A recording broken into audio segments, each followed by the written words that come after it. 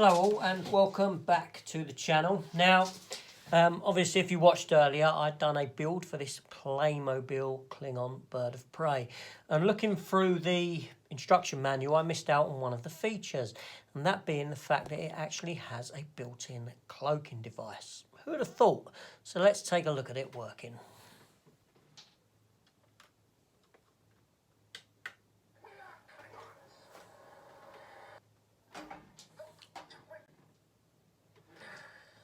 There we have it. Now let's get it back. Where is it? It's there. The button is there.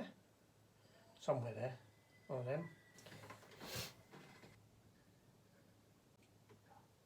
And there she is back in all her glory. Magnificent. Amazing. Wow, things they can do today.